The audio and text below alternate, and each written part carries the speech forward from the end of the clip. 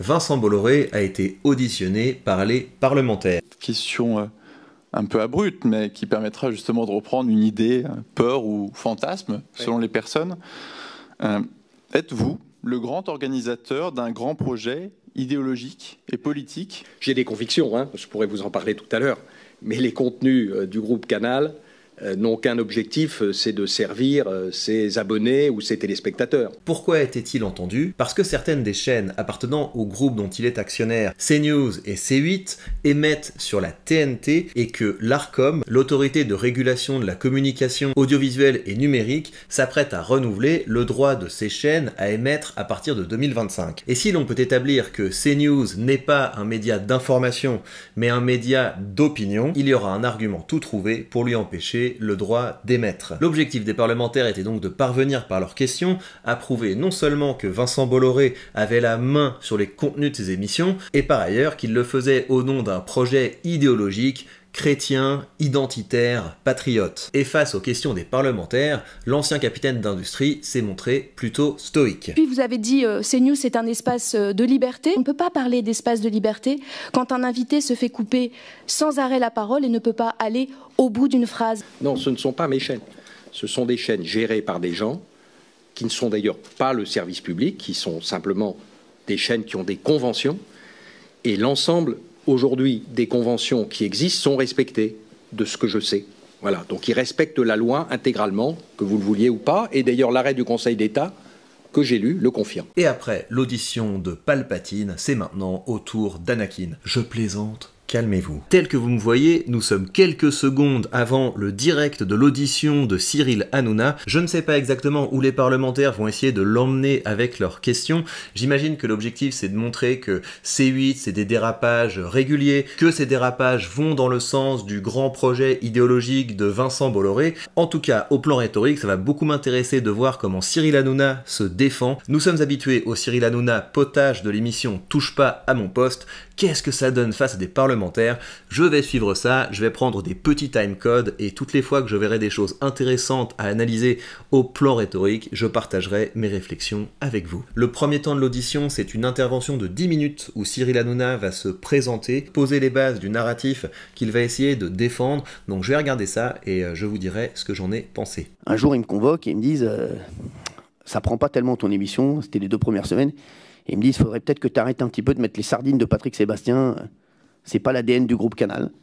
Et là, je me rappelle, j'ai dit à Rodolphe Belmer à Rapriquian, on va se quitter en bons termes, parce que pour moi, voilà, pour moi, ça doit être une émission populaire. Et c'est que si on en fait une émission populaire, qu'elle marchera. Alors, je viens d'écouter les propos liminaires de Cyril Hanouna. Il a tiré 3 lignes argumentatives, 2 que je trouve pertinentes, une qui l'est un petit peu moins. Et encore une fois, là, je suis pas là pour critiquer Cyril Hanouna ou quoi que ce soit, pour dire que c'est bien, que c'est pas bien. Il faut toujours que vous abordiez mes émissions en vous demandant, imaginons que j'étais à la place de ces personnes. Eh bien, vous vous en sortirez d'autant mieux que vous aurez été capable d'apprendre des personnes qui sont passées avant vous. Donc, première ligne argumentative, Cyril Hanouna insiste sur le fait qu'il cherche à faire une émission populaire. Ça veut pas dire une émission un peu bas de plafond, un peu une émission bête, etc. Ça veut dire, pour lui, une émission qui est représentative de la diversité. Je reçois Marion Maréchal, on me dit, ah bah non, là, il est avec Marion Maréchal.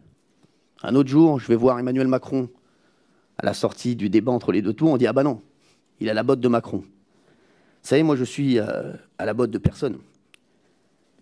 Personne ne peut dire pour qui je vote, pour qui je voterai. Je suis là pour donner la parole à tout le monde et montrer toutes les forces en présence qui représentent la France, qui permettront peut-être à mes téléspectateurs de se faire une idée. L'objectif, c'est de désamorcer la critique selon laquelle c'est une émission qui serait au service d'une idéologie particulière, l'idéologie du projet de civilisation de Bolloré. La deuxième ligne argumentative qu'il a tirée, c'est une émission en direct. Et évidemment, quand on est constamment en direct, il peut y avoir des dérapages. Donc ça, c'est un argument classique de rhétorique judiciaire, c'est-à-dire qu'il présente des circonstances atténuantes. La première ligne argumentative, c'est plus une ligne pour défendre sa vision. Toutes toutes les fois que vous rentrez dans une confrontation, vous devez signifier au public que c'est pas une histoire d'ego, vous n'êtes pas là pour vous défendre vous êtes là pour défendre quelque chose de plus grand, de plus noble, un projet, et ce projet que porte Cyril Hanouna, c'est le projet d'une télévision populaire. Et puis la troisième ligne argumentative qu'il a développée, pour moi c'est pas inintéressant et je suis plutôt sensible à ça,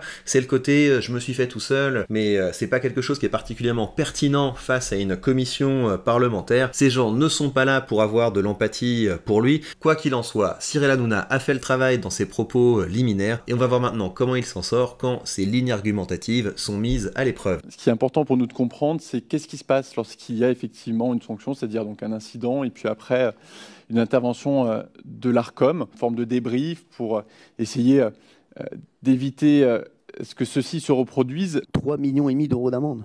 Vous pouvez faire n'importe quel délit. Jamais vous n'avez 3,5 millions d'euros d'amende. 3 millions.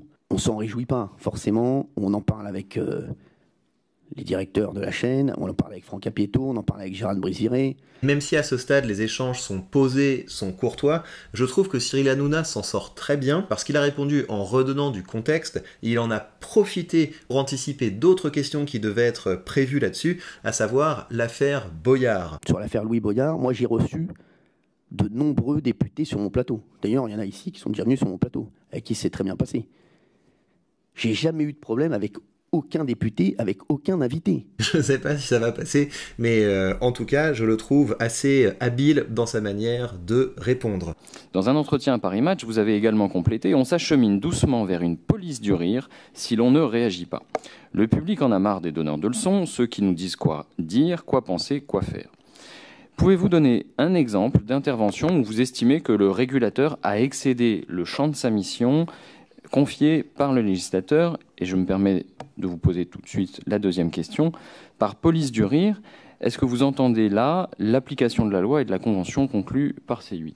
Là, le niveau de tension est monté d'un cran, et face à ça, je pense que beaucoup se seraient dégonflés en se disant effectivement, je suis face au pouvoir législatif et je ne suis pas loin du pouvoir judiciaire, je devrais faire profil bas. C'est pas du tout ce qu'a fait Cyril Hanouna. Sur la police du rire, moi, il y a plein d'humoristes, et je vous le dis, monsieur Saint-Toul, qui veulent plus venir sur mon plateau aussi, ou sur plein de plateaux, pas que le mien, parce qu'ils ont peur de faire la mauvaise blague.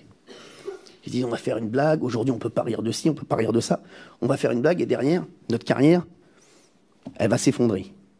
Il y a eu plein d'exemples comme ça. Moi j'ai eu l'exemple de Tex, qui a fait une très mauvaise blague sur une émission que je produisais, qui était avec Julien Courbet à l'époque, qui était présentateur. Et le lendemain, terminé. À ce stade, je ne sais pas où ça va nous emmener, mais il faut toujours garder à l'esprit que dans sa position, il est face à des gens qui ont le pouvoir de lui nuire. Donc c'est pas une situation qui est tout à fait égale. Mais lui, il rentre dans cette situation comme s'il devait faire un face-à-face d'égal à égal. Regardez comment le rapporteur attaque Cyril Hanouna. Quant au montant des amendes, je peux aussi suggérer respectueusement que vous pensiez à réduire éventuellement votre salaire. Je pense qu'il y a un petit peu de marge et vous ne priveriez pas le public de programmes de qualité. Et regardez comment Cyril Hanouna lui répond. Monsieur le rapporteur, vous connaissez mon salaire? Parce que même moi, je le connais pas. Vous avez dû regarder Complément d'enquête, vous savez pas. Vous savez, il faut pas écouter tout ce que dit Complément d'enquête. Parce que si Complément d'enquête est vrai, je suis très très riche. Le côté positif, c'est qu'il n'est pas du tout là comme quelqu'un qui devrait faire des excuses, quelqu'un qui devrait se prosterner. Le côté négatif, c'est qu'il risque de remettre des pièces dans la machine. Alors je dérange, oui, je le sais. Le gâteau, forcément, il n'est pas extensible. Donc les téléspectateurs qu'on prend sont des téléspectateurs que d'autres n'ont pas. Donc forcément, des gens veulent, en tout cas, me faire sortir du paysage audiovisuel parce que je dis des choses que personne ne dit aussi à l'antenne. Il me semble que c'est généralement une assez mauvaise idée d'essayer de déplacer la responsabilité. Le mieux, c'est d'essayer de démontrer qu'il n'y a pas de faute. Et donc peut-être de revenir à sa vision, de dire « Moi, j'essaie de bien faire, j'essaie de faire le maximum, j'essaie d'apporter des émissions de qualité à mon public et je suis prêt à défendre la qualité de mon travail. » On arrive au moment fort de cette émission. Alors j'aimerais revenir avec vous, Monsieur Hanouna, sur l'épisode de l'altercation avec Louis Boyard qui vous a valu donc cette amende de 3,5 millions pour n'avoir pas respecté les droits de la personne. Parce que ici, vous avez souhaité en parler, vous avez souhaité en faire un drame singulier. Et moi, je n'y crois pas.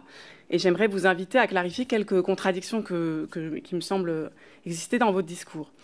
Ces insultes contre Louis Boyard, elles se sont poursuivies pendant des mois après l'émission, hein, jusqu'au Salon de l'Agriculture récemment, occasion pour vous de l'appeler Louis Boyau, de le traiter de bovin, de bestiole. Et ce que je trouve intéressant, et je me rends compte que c'est une constante dans la manière dont Cyril Hanouna répond aux questions, c'est qu'il en refait une affaire personnelle. Vous suivez un petit peu Louis Boyard sur les réseaux? Alors si Sarah Legrain lit et suit les réseaux de Louis Boyard, elle devrait voir que Louis Boyard ne cesse de multiplier les posts me concernant, les posts concernant Vincent Bolloré, encore hier.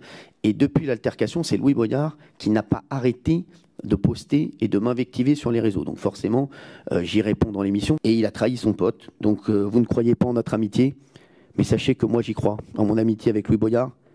Et sachez que aujourd'hui, je suis limite triste qu'elle se soit terminée comme ça. Peut-être que pour vous, l'amitié n'est pas importante, mais pour moi, ça compte. Et ce que je peux vous dire sur cette stratégie, c'est que c'est une stratégie qui est une bonne stratégie quand vous êtes dans des relations plutôt équilibrées. Donc si vous êtes dans une réunion avec un collègue et que vous sentez qu'un collègue commence à vous attaquer, si vous remettez ça à un niveau personnel du type « bah tu m'attaques, moi aussi je vais t'attaquer », et on va voir comment tu t'en sors si tu commences à être mouillé. Et souvent ce qui se passe, c'est que les gens vont avoir tendance à baisser d'un ton. Mais dans une situation comme ça, où encore une fois, vous avez Cyril Hanouna qui est face à des gens qui peuvent lui nuire, je pense que l'image qu'il construit n'est pas mauvaise vis-à-vis du public, mais il prend des risques. Et la réaction de la députée est intéressante parce qu'elle s'engouffre dans la brèche. Cyril Hanouna veut en faire une affaire personnelle, d'accord, pour qui il se prend? Est-ce que c'est une espèce de parrain de la mafia? Et donc vous avez l'air de considérer que les gens qui passent par votre émission, tous, vous sont redevables, et sinon, en fait, sont sous le coup d'éventuelles représailles. Est-ce que c'est des formes de clauses de non-dénigrement, mais qui seraient implicites en réalité, qui n'auraient pas été signées, mais qui feraient que toute personne qui passerait chez vous serait susceptible d'être ensuite lynchée dans une émission qui est censée, au départ, être l'émission qui fait parler tout le monde? Après ça, je trouve que ça tourne un peu en boucle, mais je vous invite évidemment à regarder l'ensemble de l'audition si ça vous intéresse. Deux remarques pour conclure, l'une sur Cyril Hanouna et l'autre plus généralement sur ce à quoi on a assisté. On va voir évidemment ce que ça va donner. Si on apprend que la chaîne est sanctionnée, que son contrat n'est pas renouvelé, ou etc., on pourra réévaluer sa performance. Et ce que je trouve intéressant, c'est que j'ai vu avec Cyril Hanouna quelqu'un d'intègre. Alors bien sûr, il était un peu plus formel pour l'occasion que ce qu'on peut voir habituellement sur sa chaîne, mais il s'est pas renié. Il s'est appuyé sur ses forces, il s'est appuyé sur son style, il s'est appuyé sur sa spontanéité, et j'ai trouvé que sa performance dans ce contexte qui n'est pas le sien était plutôt convaincante. Donc évidemment vous avez intérêt à tenir compte des personnes que vous avez en face de vous, mais ne devenez pas quelqu'un d'autre, ça pourrait vous desservir. Maintenant, plus globalement sur cette audition à laquelle j'ai assisté, j'ai trouvé que les échanges étaient de bonne tenue. Il y avait des questions précises qui étaient véritablement là pour mettre Cyril Hanouna en difficulté, mais c'était très rarement dans l'invective. Donc on a là, de ce que je peux en voir, une institution qui ne fonctionne pas trop mal. Et je termine quand même avec mon point de vue de citoyen sur le fond. Je suis assez embêté avec ce genre de commission où on a des créateurs de contenu qui se retrouvent face à des personnes qui ont le pouvoir d'appuyer sur un bouton et de les empêcher d'émettre. J'ai du mal à comprendre dans quelle mesure les motivations de cette commission d'enquête sont politiques. Je me demande s'ils accorderaient le même traitement et s'ils auraient les mêmes exigences de pluralité ou de qualité avec des chaînes financées par nos impôts comme par exemple France Inter. Donc affaire à suivre. Mais j'ai le sentiment qu'on rentre dans une période où il va falloir réapprendre à se battre pour défendre notre liberté d'expression. Dites-moi ce que vous en pensez dans les commentaires, faites-moi également votre retour sur la performance rhétorique d'Hanouna, et il me reste à vous rappeler que si vous voulez aller plus loin en rhétorique, vous pouvez recevoir mes articles directement dans votre boîte mail, des articles où on est véritablement dans le concret, car l'objectif c'est de vous permettre de partir de vos idées, de les changer en discours, et de créer des contenus, que ce soit sur les réseaux sociaux ou que ce soit en direct face à un public, pour que ces idées qui sont les autres aient enfin un impact sur le monde. Sur ce, prenez bien soin de vous et on se retrouve très vite pour de prochaines vidéos.